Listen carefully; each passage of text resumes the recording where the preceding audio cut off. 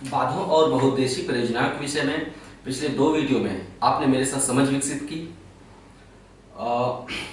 उनके विषय में समग्र जानकारी हासिल की। कुछ तथ्य छूट गए हैं। बांधों के विषय में बांधों का नाम, नदी और कौन से राज्य में स्थित है। बहुत सारे बांध इंडिया में बनाए गए हैं। इंडिया में नदियों की कमी नहीं है। नदियाँ नहीं हैं, नदियाँ बहुत ज़्यादा हैं तो बांध भी बहुत ज़्यादा होंगे। तो पिछले 2 वीडियो को मिलाकर इस तीसरे वीडियो को अगर आप देख लेंगे तो बांध या बहुउद्देशीय परियोजना से जो भी सवाल आते हैं 100 में से 100 सवाल आपके फंसेंगे, बशर्ते अगर वो भारत से पूछे गए हैं। तो भारत ही नहीं बल्कि भारतीय उपमहाद्वीप, चाहे सिक्किम हो, चाहे नेपाल हो, चाहे बांग्लादेश, इन सभी की परियोजनाओं को मैंने यहाँ पे रेखांकित किया है। लेकिन इसको अगर आज आप मेरे साथ देख रहे हैं और इसके पहले के 2 वीडियो नहीं देखे हैं तो मैं सुझाव दूंगा कि पहले के 2 वीडियो जरूर देख लीजिए। बांध और बहुउद्देशीय परियोजना को समझे बिना तथ्य याद करना नहीं उचित है और नहीं सरल, कठिन हो जाएगा फिर बहुत। इसे सरल बनाना है तो इसके पहले के 2 वीडियो आप जरूर देख लीजिए। इसे स्टार्ट करने से पहले एक रिक्वेस्ट है, इधर बीच आप लोगों ने मेरे वीडियोस को शेयर करना कम किया है, मैंने ऐसा पाया है। कृपया करके आप लोग मेरे वीडियोस के लिंक डायरेक्ट भी शेयर कर सकते हैं और लिंक भी शेयर कर सकते हैं। आप मेरे जो चैनल है, चैनल का पेज वो भी शेयर कर सकते हैं। चैनल का लिंक और वीडियो के लिंक शेयर कर सकते हैं। तो कृपया करके 2-4 दिनों में भी कभी आपके पास टाइम मिले, जैसे मैं निकाल लेता हूँ, तो टाइम मिले तो इसे शेयर कर दिया करिए, ठीक है। आइए भारत की सभी परियोजनाओं को एक नज़र में देख लेते हैं। दावा है कि तीसरे वीडियो को देखने के बाद एक भी सवाल बांध परियोजना से नहीं छूटेंगे।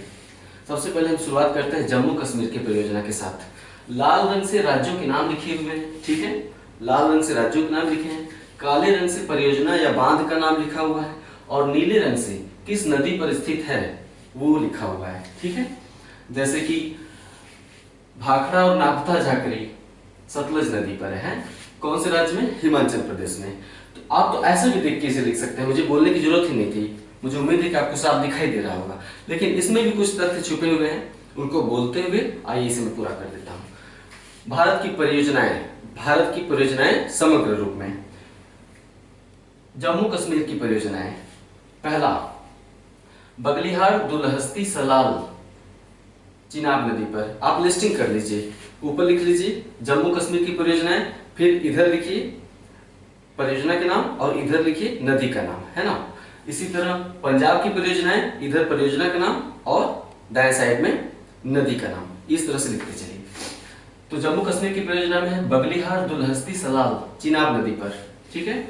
उसके बाद किशन गंगा तुलबुल उड़ी, ये तीनों परियोजनाएं हैं। किशन गंगा तुलबुल परियोजना उड़ी झेलम नदी पर। निम्बो बाजगो परियोजना सुरु नदी पर। निम्बो बाजगो परियोजना सुरु नदी पर, ओके। उसके बाद हम इसके बारे में एक तथ्य ये बताना चाहेंगे कि पाकिस्तान जम्मू कश्मीर में भारत द्वारा निर्मित की जा रही सभी परियोजनाओं, चाहे वो चिनाब नदी पर निर्मित की जा रही हो चाहे झेलम नदी पर, तो पाकिस्तान जम्मू कश्मीर में भारत द्वारा निर्मित की जा रही या निर्माणाधीन या निर्मित की जा चुकी सभी परियोजनाओं का विरोध करता है। पाकिस्तान के अनुसार जम्मू कश्मीर की ये सभी परियोजनाएं 1960 के सिंधु जल समझौते का उल्लंघन है। 1960 में सिंधु जल समझौता हुआ था। इसके अंतर्गत सिंधु नदी तंत्र की सभी नदियों को शामिल किया गया था। तय ये हुआ था कि पश्चिम की 3 नदियों के 80% जल का उपयोग पाकिस्तान करेगा। पश्चिम की 3 नदियां कौन है? सिंधु, चेनाब, झेलम। पश्चिम की 3 नदियां सिंधु, चेनाब, झेलम। इन तीनों नदियों के 80% जल का उपयोग पाकिस्तान करेगा। और जो पूर्वी 3 नदियां हैं रावी, व्यास, सतलज, इन तीनों नदियों के 80% जल का उपयोग भारत करेगा। ये तय हुआ था 1960 के सिंधु जल समझौते के अंतर्गत। तो ये तीनों परियोजनाएं निर्मित हैं चिनाब, ये सभी परियोजनाएं चिनाब और झेलम पर निर्मित हैं। और तय क्या है समझौते में कि चिनाब और झेलम के 80% जल का उपयोग पाकिस्तान करेगा। अगर भारत इन नदियों पर बांध बना लेगा तो किस उद्देश्य से बना रहा है? पानी को रोकने के लिए। भारत पानी को रोक रहा है। पाकिस्तान डरता है इससे 2 कारणों से। एक, अगर भारत बांधों की ऊंचाई बढ़ाकर अगर भारत बांधों की ऊंचाई बढ़ाकर नदियों का संपूर्ण पानी रोक लिया और उसका मुख मोड़ दिया भारत की तरफ, नदियों का मुख मोड़ा जा सकता है कैसे? बांध बनाकर। भारत ने अगर नदियों का मुख भारत की तरफ मोड़ दिया घाटी का विकास करके, तो पाकिस्तान तो वैसे भी बाढ़ और सूखे से परेशान रहता है, तो पाकिस्तान में सर्वत्र सूखा हो जाएगा अगर भारत ने इन बांधों की ऊंचाई बढ़ाकर नदी का रुख हिमाचल प्रदेश की तरफ मोड़ दिया, तो पाकिस्तान बिल्कुल सूखा हो जाएगा। एक दूसरा डर भी है पाकिस्तान को। दूसरा क्या है? युद्ध काल में भारत इन बांधों का उपयोग कर सकता है पाकिस्तान के खिलाफ। कैसे?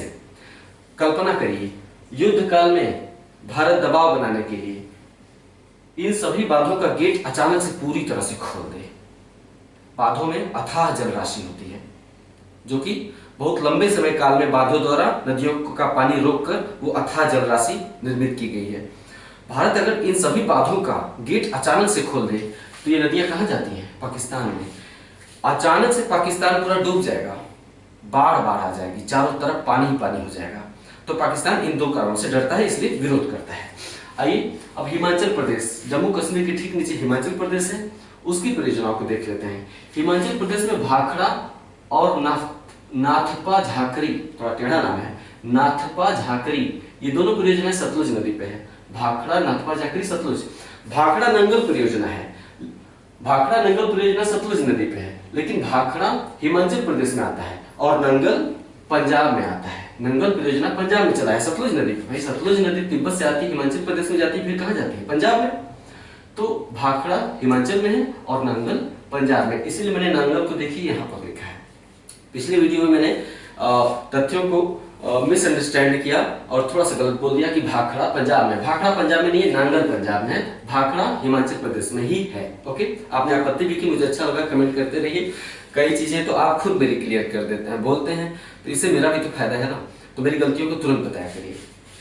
हिमाचल प्रदेश में भाखड़ा, नाथपा झाकरी सतलुज पर, पोंग व्यास नदी पर, चमेरा रावी नदी पर, है ना, और पार्वती परियोजना पार्वती नदी पर। जिस परियोजना के आगे मैंने नदी का उल्लेख नहीं किया है, आप समझ जाइए कि नदी का नाम भी परियोजना के नाम पर ही है, अर्थात नदी के नाम पर ही परियोजना का नाम रख दिया गया है। जैसे पार्वती परियोजना पार्वती नदी पर, है ना। तो इसकी लिस्ट बना लीजिए। अब आइए उत्तराखंड की परियोजना की लिस्ट बनाइए। हेडिंग डालेंगे आप उत्तराखंड की परियोजनाएं। इस तरह से याद करने में आसानी रहेगी, बिखेर कर लिखेंगे, मिक्स करके याद करने में दिक्कत हो जाएगी। उत्तराखंड की परियोजना, अब यहाँ एक साथ लिख लीजिए। टिहरी परियोजना भागीरथी और भिलांगना के संगम पर। टनकपुर परियोजना शारदा या काली नदी, एक ही नदी का नाम है, शारदा या काली नदी। टनकपुर परियोजना शारदा नदी पर बनाई गई है। उसके बाद अब आइए हम पंजाब की, हिमाचल हो गया, उत्तराखंड हो गया, पंजाब की परियोजना देख लेते हैं। जम्मू कश्मीर हो ही गया है। पंजाब में नांगल परियोजना सतलज के तट पर, नांगल बांध है, परियोजना मतलब बांध होता है, सिंपल सी बात है। नांगल बांध सतलज नदी के तट पर, हरिके बांध अर्थात हरिके बैराज बांध सतलज और व्यास के संगम पर, जहां सतलज और व्यास नदी पाकिस्तान में नहीं जाती, भारत में ही सतलज से मिल जाती है, तो हरिके इन्हीं दोनों नदियों के संगम पर बनाया गया है। इंदिरा गांधी नहर हरिके बैराज से ही हरिके बांध बनाकर इन दोनों नदियों का पानी इकट्ठा किया गया है और वहां से एक नहर निकालकर राजस्थान में भेज दी गई है, जिससे राजस्थान के 4 प्रमुख जिलों की सिंचाई होती है। पिछले वीडियो में बताया है। थीन बांध रावी नदी के तट पर, ये तीनों बांध पंजाब में है। इसके बाद राजस्थान की बात देख लीजिए। राजस्थान की परियोजना है, 2 परियोजना है, जवाहर सागर, राणा प्रताप सागर। चंबल नदी मालवा के पठार से निकलकर मध्य प्रदेश होते हुए राजस्थान में जाती है, फिर उत्तर प्रदेश में यमुना से मिल जाती है। तो चंबल नदी पर मध्य प्रदेश में गांधी सागर परियोजना बनाई गई है। मध्य प्रदेश की परियोजना है, वैसे बताऊंगा, समेकित रूप से बता दो चंबल नदी को कि चंबल नदी पर मध्य प्रदेश में गांधी सागर परियोजना है, बांध बनाकर पानी रोककर कृत्रिम झील बना दिया गया है, गांधी सागर परियोजना। और राजस्थान में जवाहर सागर और राणा प्रताप सागर, ये 2 परियोजनाएं चंबल नदी पर राजस्थान में है। तो आप लिख लीजिएगा, राजस्थान की परियोजनाएं जवाहर सागर, राणा प्रताप सागर डैश चंबल नदी, है ना। अब आइए उत्तर प्रदेश की परियोजनाएं देखते हैं। उत्तर प्रदेश में माता टीला परियोजना झांसी में बेतवा नदी के तट पर। दूसरी लक्ष्मीबाई परियोजना झांसी में बेतवा नदी के तट पर। रिहंद परियोजना, मैंने गलती से लास्ट वीडियो में मिर्जापुर बोल दिया था, रिहंद परियोजना, इसके लिए आपका शुक्रिया, आपने टोका। और रिहंद बांध परियोजना सोनभद्र जिले में है। रिहंद परियोजना, रिहंद बांध को हम ओबरा परियोजना भी कहते हैं, क्योंकि सोनभद्र के ओबरा क्षेत्र में है। सोनभद्र में ओबरा बहुत ही बड़ा इंडस्ट्रियल एरिया है, तो ताप विद्युत की इकाई भी वहां स्थापित की गई है। तो वहां पे रिहंद बांध में बनाकर जल विद्युत भी स्थापित किया जाता है, यानी ओबरा में ताप विद्युत भी पैदा होता है और जल विद्युत भी पैदा होता है उत्तर प्रदेश के ओबरा में। ओबरा कहाँ है? सोनभद्र में। तो रिहंद बांध सोनभद्र के ओबरा में, इसलिए इसे ओबरा परियोजना भी कहते हैं। रिहंद बांध किस नदी के तट पर है? स्वाभाविक सी बात है, रिहंद नदी के तट पर है। रिहंद किसकी सहायक नदी है? सोन की सहायक नदी है। सोन अमरकंटक से निकलकर पटना के पास गंगा नदी से मिलता है सोन, तो उसी की सहायक नदी है रिहंद। रिहंद पर बांध बना दिया गया है। अगला परियोजना आप देखते हैं, नेपाल में एक परियोजना है पंचेश्वर परियोजना। ठीक है, नेपाल में पंचेश्वर परियोजना भारत के सहयोग से तैयार की गई है। नेपाल की पंचेश्वर परियोजना भारत के सहयोग से तैयार की गई है। अगला सिक्किम, सिक्किम में रानगीट परियोजना है तीस्ता नदी पर। तीस्ता नदी पर सिक्किम में रानगीट परियोजना है। नेक्स्ट भूटान भी देख लेते हैं। भूटान में 3 परियोजनाएं भारत के सहयोग से निर्मित की गई हैं, यानी 3 बांध भूटान के ऐसे हैं जो भारत के सहयोग से निर्मित की गई हैं। यहाँ जगह नहीं था, मैं लिख नहीं पाया, आप लिख लीजिए। भूटान की परियोजना है चुक्खा, ताला, संकोश। चुक्खा, ताला, चुक्खा में आधा क आएगा बीच में, चुक्खा, ताला और संकोश परियोजना है। ठीक, ये नदी का नाम है, 1 मिनट, नदी का नाम है वांगचू नदी, या फिर मैं लिख दूं दिखाने के लिए। वांगचू नदी कहाँ बहती है? सिक्किम में बहती है, सॉरी भूटान में बहती है। तो भूटान में 3 परियोजनाएं चुक्खा, ताला और संकोश किस नदी पर है? वांगचू नदी पर है। किस देश के सहयोग से निर्मित की गई है? भारत ने अपना आर्थिक और भौतिक सहयोग दिया है, तकनीकी, भूटान को। अब आगे देखते हैं, बिहार में 2 परियोजनाएं नदियों के नाम पर, गंडक परियोजना और कोसी परियोजना। ठीक है, गंडक और कोसी परियोजना कहाँ है? बिहार में। नेक्स्ट असम की परियोजना देख लेते हैं। असम में ही मैंने इसे लिख दिया है, उमियाम परियोजना। क्या नाम है? उमियाम, असम में है। नेक्स्ट अब आइए हम गुजरात की परियोजनाओं को देखते हैं। गुजरात में यहां से खींचा है। गुजरात में उकाई, काकरा पार दोनों परियोजनाएं तापी नदी पर हैं। उकाई और काकरा पार तापी नदी पर। साबरमती परियोजना साबरमती पर। माही परियोजना माही नदी पर। सरदार सरोवर परियोजना नर्मदा नदी पर अभी निर्माणाधीन है, गुजरात में ही है। नर्मदा नदी अमरकंटक से निकलती है, गुजरात तट पर किसके पास बहती है? किस शहर के पास? सूरत के पास, नहीं सॉरी, भड़ौस के पास। भड़ौस के पास खंबात की खाड़ी में अपना मुहाना बनाती है ना, तो भड़ौस से थोड़ा पहले ही सरदार सरोवर परियोजना द्वारा नदी का पानी रोक दिया गया है, पानी को इकट्ठा करने के लिए।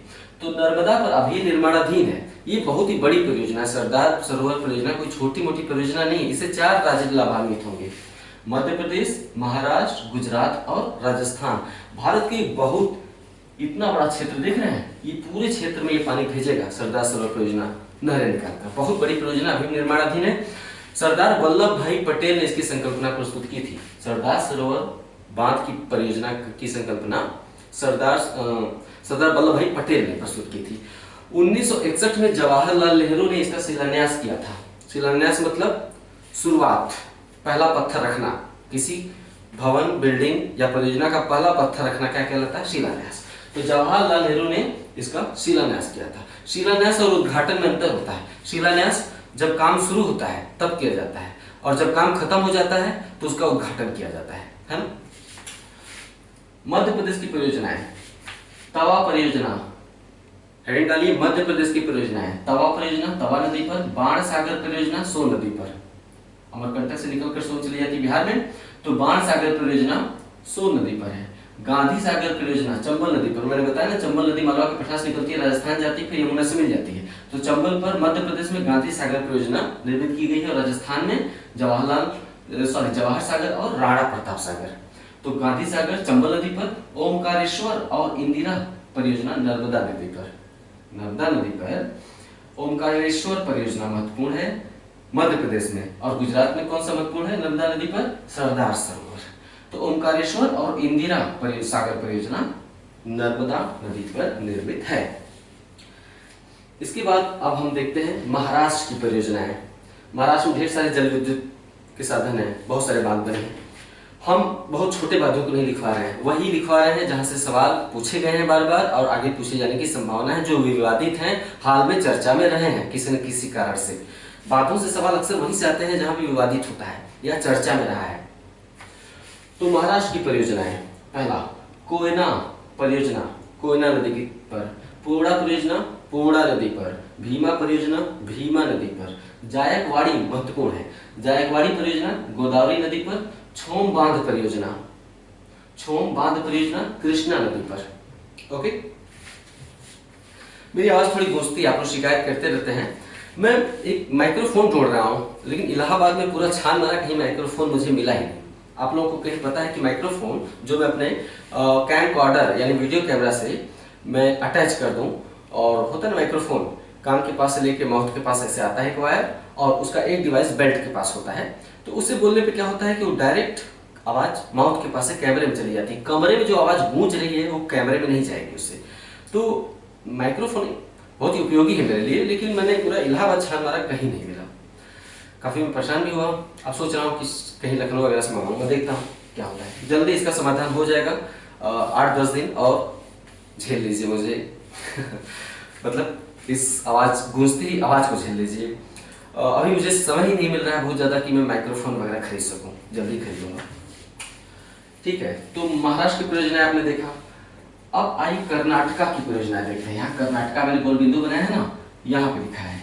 कर्नाटका में है जोग या महात्मा गांधी परियोजना, शरावती नदी पर। लिंगन मक्की या लिंगान मक्की परियोजना शरावती नदी पर। जोग महात्मा गांधी और लिंगान मक्की दोनों शरावती नदी पर। लिंगान मक्की अक्सर पूछा गया है और जोग भी अक्सर पूछा गया है। शिव समुद्रम घिसा पिटा हो गया, बहुत पुराना है लेकिन सवाल पूछता है। शिव समुद्रम परियोजना कावेरी नदी पर, ठीक है, 1902 में निर्मित हुई थी।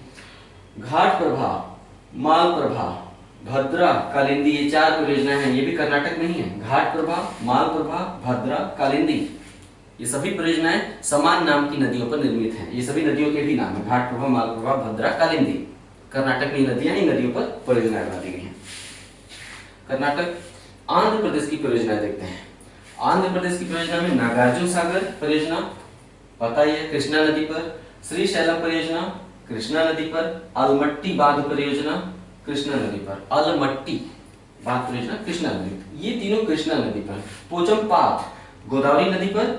निजाम सागर, निजाम सागर एक नहर है, उस पर बनाया गया है पानी रोककर। निजाम सागर परियोजना निजाम सागर जलाशय पर। तमिलनाडु की परियोजनाएं देखते हैं। पराम्बिकुलम अलियार, पराम्बिकुलम अलियार पराम्बिकुलम नदी पर। मैटूर बांध परियोजना, तमिलनाडु की परियोजनाएं देख रहे हैं आप। दूसरा है मैटूर बांध परियोजना कावेरी नदी पर।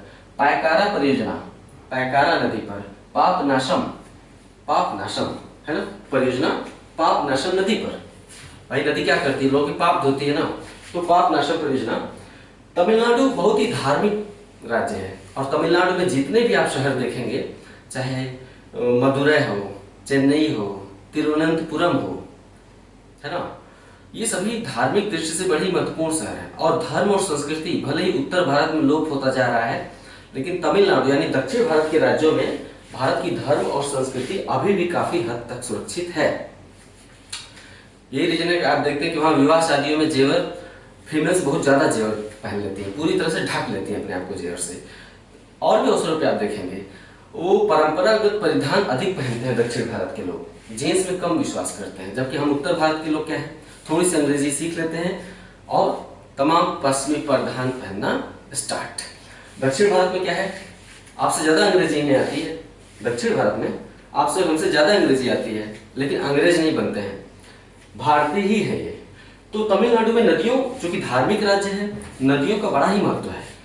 भले ही गंगा एक बहुत बड़ी नदी है और धार्मिक दृष्टि से इसका महत्व है उत्तर भारत में, लेकिन कावेरी नदी छोटी नदी है और गंगा से भी ज्यादा उसका महत्व है। ये अलग बात है कि छोटी है और वहां के लोग कावेरी नदी का कहीं ज्यादा सम्मान करते हैं। गंगा में क्या है, तमाम गंदगी लोग बहाने से संकोच नहीं करते हैं। कावेरी नदी जो तमिलनाडु में बहती है, लोग उसमें गंदगी जल्दी नहीं बहाना चाहते हैं, साफ सुथरा रखते हैं। क्यों? केवल पूजते ही नहीं है, स्वच्छ भी रखते हैं। असली पूजा क्या है, स्वच्छता है। जहाँ स्वच्छता नहीं हो, पूजा हो ही नहीं सकती है। मानसिकता ही खराब हो चली उत्तर भारत में। ठीक है, तो पायकारा परियोजना जो है, पायकारा नदी पर नीलगिरी की पहाड़ियों पर क्या है, ऊंटी है, घूमने जाते हैं लोग। ऊंटी के पास एक गांव है पायकारा, जानना चाहिए, कभी कभी छोटी छोटी चीजों के विषय में ज्यादा जानना चाहिए। सवाल आ गया, हल कर दीजिए। खासकर आईएएस में ऐसे सवाल तो अक्सर उठाते हैं, सूक्ष्म चीजें पूछ लेते हैं आपसे भूगोल में। पायकारा क्या है, ऊंटी के पास एक गांव है। पायकारा गांव में एक नदी बहती है पायकारा, मनोरम स्थल है। आप कभी ऊंटी घूमने जाइएगा तो पायकारा जाइएगा जरूर, खूबसूरत स्थल है। तो वहां पर एक पायकारा नामक बांध बना दिया गया। गांव का भी नाम है, नदी का नाम है, परियोजना का भी नाम है पायकारा। पापनाशम नदी है, पाप ज्योति है, पापनाशम नदी पर, है ना। उसके बाद केरला की परियोजना हम देख लेते हैं। पेरियार, केरला में एक जिला है इडुक्की, ठीक है, उसी के नाम पर परियोजना का नाम रख लिया गया है, इडुक्की परियोजना। किस नदी पर, पेरियार नदी पर। ओके, पेरियार परियोजना या इडुक्की परियोजना। दूसरा है शबरीगिरी परियोजना, पंबा नदी पर, दोनों केरला में है। उड़ीसा की दो परियोजना है, मैंने अलग से नहीं लिखा, उड़ीसा वाले क्षेत्र में ही दिखा दिया है। हीराकुंड परियोजना महानदी पर, मचकुंड परियोजना मचकुंड नदी पर। उड़ीसा की दोनों परियोजनाओं के नाम में कुंड लगा हुआ है, मतलब जलाशय। हीराकुंड परियोजना और मचकुंड परियोजना, उड़ीसा में दो परियोजना है। मचकुंड परियोजना कहीं कहीं आंध्र प्रदेश में लिखा रहता है। हुआ क्या है कि उड़ीसा और आंध्र प्रदेश के बिल्कुल बॉर्डर पर है, उड़ीसा के कोरापुट जिले में, ठीक है, मचकुंड। तो उड़ीसा का कोरापुट जिला बिल्कुल आंध्र प्रदेश से टच करता है, एकदम सीमा पर है, इसलिए कभी कभी ये आंध्र प्रदेश का भी कह दिया जाता है मचकुंड। तमिल बता दिया, आंध्रा बता दिया, कर्नाटका बता दिया। हाँ, झारखंड की कुछ परियोजना है। झारखंड में ऐसे हेडिंग डाली, झारखंड की परियोजना है। पहली परियोजना दामोदर घाटी परियोजना। दामोदर घाटी परियोजना के आगे लिखिए, यह झारखंड और पश्चिम बंगाल की संयुक्त परियोजना है, ठीक है। उसी के नीचे लिखिए, दामोदर घाटी परियोजना के अंतर्गत प्रमुख रूप से 3 बांध बनाए गए हैं जो उल्लेखनीय है। तिलैया, मैथान तिलैया, पंचेत हिल। इनमें से मैथान तिलैया बांध झारखंड में है, पंचेत हिल बांध पश्चिम बंगाल में है। पूछता है कि दामोदर घाटी की निम्नलिखित बांधों में से कौन सा पश्चिम बंगाल में है या कौन सा झारखंड में नहीं है, तो पंचेत हिल पश्चिम बंगाल में है। झारखंड में दामोदर घाटी के अलावा भी एक अन्य परियोजना है, कोयलकारो। किस नदी पर, कोयलकारो नदी पर, झारखंड में। पश्चिम बंगाल की परियोजना देख लेते हैं। देखिए, यहाँ पश्चिम बंगाल से मैंने उठाया लाइन को, और पूर्वोत्तर भारत से तो यहाँ पर लिख दिया है पश्चिम बंगाल। पश्चिम बंगाल में 2 प्रमुख परियोजनाएं हैं। फरक्का परियोजना हुगली नदी पर, फरक्का बांध है, फरक्का बांध हुगली नदी पर। मयूराक्षी परियोजना मयूराक्षी नदी पर, है ना, मयूराक्षी परियोजना मयूराक्षी नदी पर। मयूराक्षी परियोजना को कनाडा बांध भी कहते हैं। मयूराक्षी परियोजना को कनाडा बांध परियोजना भी कहते हैं। क्वेश्चन ऐसे पूछ देगा, कनाडा बांध परियोजना भारत के किस राज्य में है, तो पश्चिम बंगाल राज्य में है। हाँ, मैं पढ़ाते समय ये भूल गया कि भारत का सबसे ऊंचा बांध टिहरी है, ऊंचाई 261 मीटर, 261 मीटर भारत का सबसे ऊंचा बांध टिहरी। लेकिन अगर पूछेगा भारत का सबसे ऊंचा गुरुत्वीय बांध, भाखड़ा बांध 255 मीटर, सबसे ऊंचा गुरुत्वीय बांध भाखड़ा, और सबसे ऊंचा बांध टिहरी। भाखड़ा 255, टिहरी 261, ठीक है। ये हो गया भारत की परियोजनाओं का आज अंत। लेकिन अभी पानी खत्म नहीं हुआ है, पानी अभी आगे चलेगा, परियोजनाएं खत्म हुई, पानी चलेगा, जल। इसके बाद में भारत में जल संसाधन थोड़ा सा बताऊंगा, समझ विकसित करूंगा कि क्या मजबूरियां रही हैं कि उत्तर भारत में ट्यूबवेल खूब खोदे गए हैं, नलकूप यानी कुएं खोदकर उनमें से नलकूप निकाल जाता है ना, पंप सेट बोलते हैं, टक टक टक टक चलता रहता है, लोग नहाते रहते हैं, खेतों में भी पानी पहुंचता रहता है, लोग पीते भी रहते हैं, है ना, हर काम, कपड़े भी धोते रहते हैं, बड़ा ही उपयोगी उत्तर भारत में। तो ये जो ट्यूबवेल या पंप सेट है, उत्तर भारत की ही विशेषता है, दक्षिण भारत में नहीं पाया जाता है। क्यों? दक्षिण भारत में पथरीली भूमि है, कुएं खोदे ही नहीं जा सकते, तो भौतिक मजबूरियों के चलते ही उत्तर भारत में ट्यूबवेल पाए जाते हैं, दक्षिण भारत में तालाब पाए जाते हैं। तालाब दक्षिण भारत में ज्यादा पाए जाते हैं। तालाबों द्वारा सिंचाई दक्षिण भारत में की परंपरा रही प्राचीन काल से, क्योंकि यहाँ कुएं नहीं खोदे जा सकते। दूसरे, भूमि पथरीली है तो नहरें भी खोद कर नहीं निकाली जा सकती। आप तो कहेंगे कि भूमि पथरीली तो तालाब कैसे खोद दिए गए? तालाब खोदे नहीं गए हैं, प्रकृति ने प्राकृतिक रूप से यहाँ बहुत बढ़िया बढ़िया तालाब बनाए हैं। आप जाएंगे उन तालाबों के पास तो देख के मन एकदम प्रसन्न हो जाएगा। तो प्रकृति ने प्राकृतिक रूप से दक्षिण भारत में तालाब विकसित कर दिए, इसलिए यहाँ पे तालाब द्वारा सिंचाई होती है। यहाँ की मिट्टी नरम मुलायम है, खोद देते हैं तो पानी अपने आप निकलने लगता है, इसलिए हम नलकूप, है ना। मिट्टी मुलायम है तो नहर भी खूब निकाले गए हैं नदियों से, क्योंकि मिट्टी मुलायम है। तो अगला चैप्टर भारत में जल संसाधन और उसके बाद भारत में सिंचाई पढ़ेंगे आप। साथ ही इस समग्र जल संसाधन, सिंचाई और परियोजना से छूटे हुए जो तथ्य हैं मैं कहाँ डालूंगा, टेस्ट सीरीज में। टेस्ट सीरीज जरूर ज्वाइन करिए, उसके उत्तर जरूर दीजिए। उसमें वो बातें शामिल होती हैं जो किसी शीर्षक के अंतर्गत मैं नहीं रख पाता हूं, लेकिन उसमें जरूर शामिल करूंगा ताकि आपको समग्र रूप से तथ्य दे सकूं, ठीक है। और आप उससे बहुत सारी बातें पूछते हैं, कमेंट में पूछते हैं, उन सबका जवाब है मेरे पास। जल्दी समय पाऊंगा तो हर चीज का जवाब दूंगा, न केवल बल्कि दो सामान्य अध्ययन के 2 सब्जेक्ट एक साथ पढ़ाऊंगा। इतिहास भूगोल पहले खत्म करूंगा, फिर पॉलिटिकल साइंस इकोनॉमिक्स भी खत्म करूंगा। बहुत समय नहीं लगेगा, दिसंबर तक सब कुछ हो जाएगा। और एक वैकल्पिक विषय, बार बार मैंने कमेंट पढ़ा है कि लोग कहते हैं कि सिर्फ जीएस पढ़ने से क्या फायदा, एक वैकल्पिक विषय भी स्टार्ट करिए। तो मेरा प्री विषय भूगोल वैकल्पिक विषय है, उससे मैं जून लास्ट या जुलाई से भूगोल वैकल्पिक विषय के रूप में स्टार्ट कर दूंगा। तब वास्तव में आपको भूगोल की बढ़िया नॉलेज होगी, है ना। तब आप भूगोल के प्रोफेसर भी बन जाएंगे। तो चलिए सिलसिला ऐसे ही बरकरार रखते हैं व्हाइट बोर्ड के साथ, ठीक है। नमस्कार।